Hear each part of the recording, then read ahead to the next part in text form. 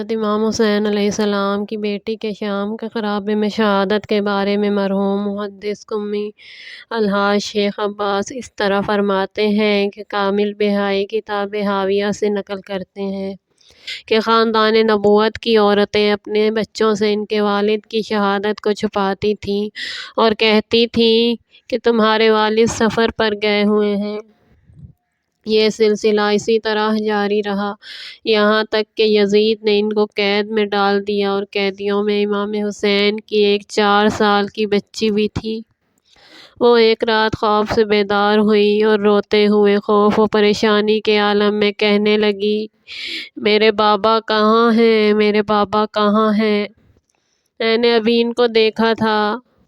باقی مستورات بھی اس بچی کی بات سن کر رونے لگ گئیں۔ یہ کی آواز بلند ہوئی تو یزید بیدار ہو گیا۔ اس نے پوچھا کہ کیا بات ہے؟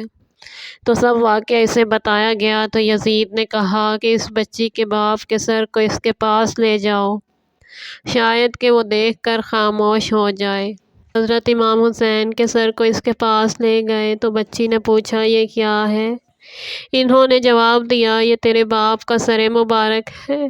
وہ بچی ڈر گئی اور فریاد بلند کی۔ اس کے بعد بچی بیمار ہو گئی اور چند دن کے بعد شدت غم کی وجہ سے وفات پا گئی۔ کتب میں تفصیل کے ساتھ روایت آئی ہے کہ اس سر مبارک کا رومال پڑا ہوا تھا اور اس نے رومال کو اٹھایا تو کیا دیکھا کہ بابا کا سر ہے۔ بی بی نے اسے تج سے اٹھایا، گود میں رکھا اور فرمایا، بابا، کس نے آپ کو خون کے ساتھ خضاب کیا؟ بابا، کس نے آپ کے گلوئے مبارک کی رگوں کو کاٹا؟ بابا، کس نے مجھے بچپن میں ہی یتیم کیا؟ بابا، آپ کے بعد میں کس سے امید رکھوں؟ بابا، کون اس یتیم کی پرورش کرے گا؟ یہاں تک کہ اپنے منہ کو بابا کے منہ پر رکھا اور بہت زیادہ روئی، یہاں تک کہ بے ہوش ہو گئی۔ جب بچی کو حرکت دی گئی تو وہ دنیا سے جا چکی تھی۔ جب اہل بیت نے یہ دیکھا تو ان کے رونے کی آواز بلند ہوئی اور ان کا غم تازہ ہو گیا۔ بیان ہوا ہے کہ امام سجاد اور جناب زینب کے خطبے اور واقعات رہائی کا سبب بنے کہ جن خطبات نے لوگوں کی جہت کو تبدیل کر دیا۔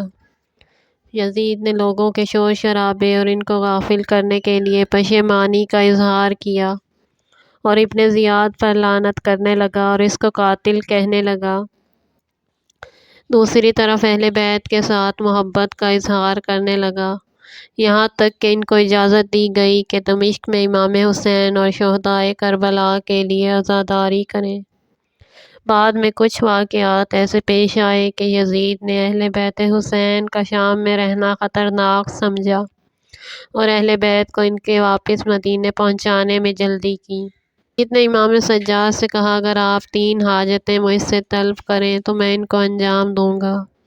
تو امام سجاد نے فرمایا، میری پہلی حاجت یہ ہے کہ آخری مرتبہ اپنے باپ کے سر مقدس کی زیارت کروں۔ دوسری حاجت یہ ہے جو چیزیں ہماری لوٹی گئی ہیں ان کو واپس کیا جائے۔ اور تیسری حاجت یہ ہے، اگر مجھے قتل کرنے کا ارادہ ہے تو کسی کو اہل حرم کے ساتھ بھیجیں تاکہ ان کو ہمارے جد کے حرم مدینہ پہنچائے۔ اس نے پہلی حاجت کے بارے کہا کہ تم اپنے والد کے چہرے کو نہیں دیکھ سکو گے۔ دوسری حاجت کے بارے میں کہا کہ جو کچھ لوٹا گیا ہے اس میں کئی گنا قیمت اضافہ ادا کروں گا۔ امام سجاد نے فرمایا، میں تمہارے مال کو نہیں چاہتا ہوں، چونکہ لوٹے ہوئے مال میں رسول کی بیٹی فاطمہ کا بنا ہوا کپڑا تھا اور ایک چادر، ایک گلو بند اور اس شہزادی کی ایک قمیض تھی۔ یزید نے حکم دیا، لوٹا ہوا مال امام سجاد کو واپس دے دیا جائے اور ساتھ 200 دینار بھی اپنے مال سے دیے۔ امام سجاد نے 200 دینار لے کر فقراء کے درمیان تقسیم کر دیے اور تیسری حاجت کے بارے میں کہا کہ میں نے تجھے بخش دیا ہے اور اہل حرم کو تیرے علاوہ کوئی نہیں لے جائے گا۔ روایت کے مطابق یزید نے 3 حاجتوں میں سے 2 حاجتوں کو قبول کیا اور ایک کو نہیں، اس بارے میں کہ امام حسین کا سر مقدس کہاں پر دفن ہوا ہے۔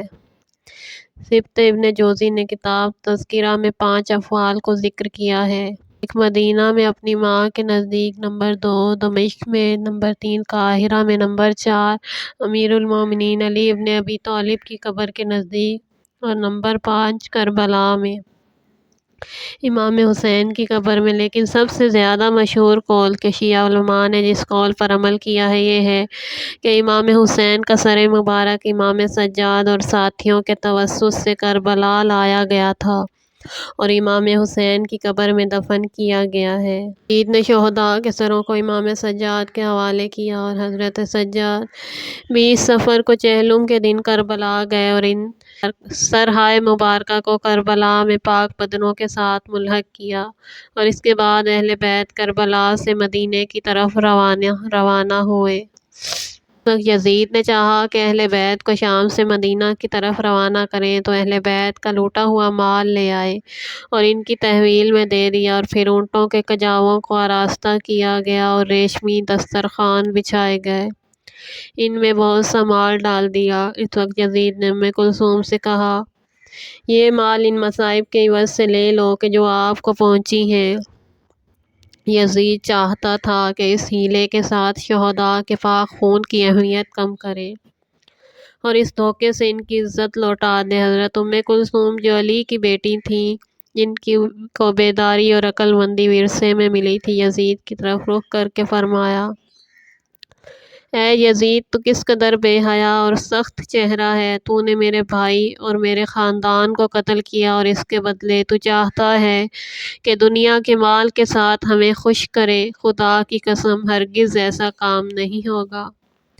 یزید نے لوگوں کی ایک جماعت کو نعمان بن بشیر کی سرپرستی میں، جو رسول خدا کا صحابی اور ایک امین اور شریف تھا، ان کو اہل بیت کا نگہبان قرار دیا اور انہیں تاکید کے ساتھ ہدایت کی کہ اہل بیت کو مکمل احترام کے ساتھ مدینے پہنچا دیں۔ نعمان بن بشیر نے اہل بیت کو مکمل حفاظت اور احترام کے ساتھ شام سے مدینے کی طرف روانہ کیا۔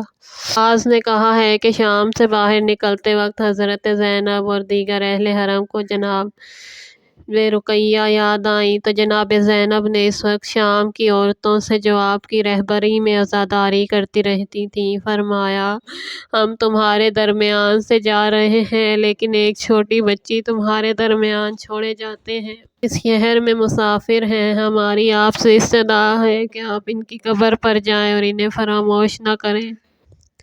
حضرت زینب اور باقی اہل حرم جب تک شام کی دیواریں نظر آتی رہیں، جناب رقیہ کی یاد میں آنسو بہاتے رہے۔ یہ وہ ستم دیدہ بچی ہے جو شام آنے کے موقع پر اہل بیت کی بلبل تھی، ہمیشہ اپنے بابا کو یاد کرتی تھی لیکن اب خاموش ہو گئی ہے اور قافلے کے درمیان میں نہیں۔ شام کے باہر جب ایسی جگہ پر پہنچا جہاں دو راہ تھا اور ایک راستہ کربلا کی طرف اور دوسرا مدینے کی طرف نکلتا تھا، تو اہل بیت نے رہنما سے کہا، ہمیں کربلا کے راستے سے لے چلیں تاکہ وہاں پر شہداء کی قبور کی زیارت کے بعد مدینے چلے جائیں۔ اس وقت اہل بیت کربلا میں داخل ہوئے اور قتل گاہ کی طرف روانہ ہوئے تو دیکھا جابر بن عبداللہ انصاری اور بنی ہاشم کی ایک جماعت اور چند آل رسول امام حسین کی قبر کی زیارت کے لیے آئے ہوئے تھے۔ بس سب اس سرزمین پر اکٹھے ہو گئے، گریہ اور عزاداری کرتے رہے۔ وہاں کے اطراف میں جو عورتیں تھیں وہ بھی جمع ہو گئیں۔ روز تک اسی طریقے پر عزاداری کرتے رہے۔ حضرت زینب نے بھائی کی قبر پر فرمایا، ہائے برادر حسین، ہائے پیغمبر خدا کے دل کے محبوب، اے مکہ و مدینہ کے فرزند، اے فاطمہ زہرا اور علی مرتضیٰ کے فرزند۔ یہ کہا اور قبر کے نزدیک زمین پر بے ہوش ہو کر گر پڑیں۔ عورتیں اکٹھی ہو گئیں، جناب زینب کے منہ پر پانی چھڑکا یہاں تک کہ آپ ہوش میں آئیں، اور اہل حرم میں سے ایک اور مزدور بھی شدت غم کی وجہ سے خشک کھا گئی۔ ایک سال کی بنا پر امام حسین کی باوفا زوجہ ام رباب 1 سال امام حسین کی قبر پر رہیں اور مسلسل شب و روز امام حسین کے مصائب پر گریہ کرتی رہتی تھیں، یہاں تک کہ سائے میں بھی نہیں بیٹھتی تھیں اور سورج کی تمازت میں سارا دن گزارتیں، گریہ کرتیں اور فرماتی تھیں کہ میرا شوہر سورج کی گرمی میں شہید کیا گیا۔ ابو مخنف میں مذکور ہے کہ جس وقت اہل بیت کربلا میں داخل ہوئے تو ان کا غم تازہ ہو گیا، انہوں نے اپنے گریبانوں کو چاک کیا اور اپنے پوشیدہ غموں کو آشکار کیا۔ چند روز قبروں پر عزاداری کرتے رہے۔ انہوں نے اپنے غم کا اظہار اس طرح کیا کہ جیسے مرثیہ پڑھا جاتا ہے، یعنی یہی جگہ تھی کہ ہم نے چمکتا ہوا چاند امام حسین اپنے ہاتھ سے دیا کہ گمراہ لوگ جس کے وجود کے نور سے ہدایت پاتے ہیں اور تاریکیاں روشن ہو جاتی ہیں، یہی جگہ تھی کہ جہاں دل کے نسیم جان کو محفوظ پایا کہ وہ سرسبز خوشبودار پتے تھے۔ اسی جگہ پر امام حسین کا سر مبارک جدا کیا گیا اور یہی جگہ ہے کہ ان کی پیشانی کو زمین کی مٹی پر رکھا گیا۔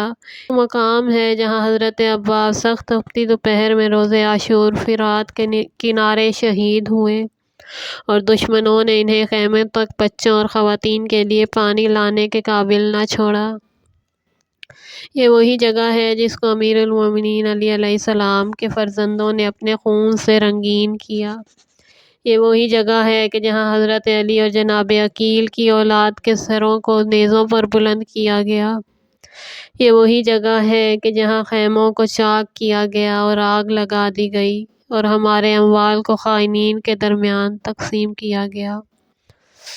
یہ وہی جگہ ہے کہ جہاں ظلم و ستم کی تلواروں سے شانوں کو جدا کر دیا گیا اور وہ بہشت کی طرف پرواز کر گئے، کیونکہ وہ ہاتھ خدا کے سامنے جھکے ہوئے تھے اور محتاجوں کی مدد کرتے اور خدا کی راہ میں خرچ کرتے تھے۔ افسوس کہ ہم مونس و غمخوار کے بغیر رہ گئے، ہمارے عزیز چلے گئے اور ہم غم سے نڈھال ہیں۔ وہ آزاد ہو گئے ہیں شکارگاہ کے غم سے اور ہم اس ہلاک کر دینے والی آزمائش میں گرفتار ہیں۔ وہ خاک میں سو گئے اور ہم سے اپنا منہ چھپا لیا، افسوس کہ حسرت دیدار پوری نہ ہوئی۔ تیرے بعد اے بھائی کون کون سے دکھ میں نے نہ دیکھے، کون سا شہر رہ گیا جو نہ پھرائی گئی اور کون سا کوچہ رہ گیا جو نہ دیکھا میں نے۔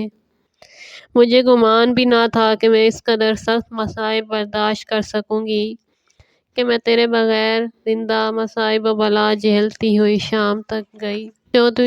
جب 14ویں کے چاند سے تیرے چہرے کو نیزے پہ دیکھتی تو میں تیری مصیبت کے بوجھ سے پہلی کے چاند کی طرح خمیدہ ہو جاتی۔ میں محمل کی چوکھٹ پہ اپنے سر کو مارتی ہوں کہ جس وقت خولی کے نوک نیزہ پہ تیرے چاند سے سر کو دیکھتی ہوں۔ دشمنوں کے نیزے و تازیانے برچھیوں کو دیکھ کر میں اپنی زندگی سے نا امید ہو گئی ہوں۔ میں نے شام کے کوچہ و بازار میں ننگے سر اور ننگے پاؤں نامحرموں سے شرم کی وجہ سے اپنا سر جھکا لیا۔ جب میں یزید کے دربار میں بندھے ہوئے ہاتھوں کے ساتھ وارد ہوئی تو میں نے 1000 مرتبہ خدا سے اپنی موت کی دعا مانگی۔ اب تک میرے پاؤں پہ آولوں کے نشان باقی ہیں کہ میں شام کے راستوں پر ان کے ظلم سے ننگے پاؤں دوڑتی رہی ہوں۔ لیکن ان تمام غموں کے باوجود میں خوش ہوں اے نیک لوگوں کے سردار کہ میں نے نقد جان کر دیکھ کر تیرے غم خرید لیے ہیں۔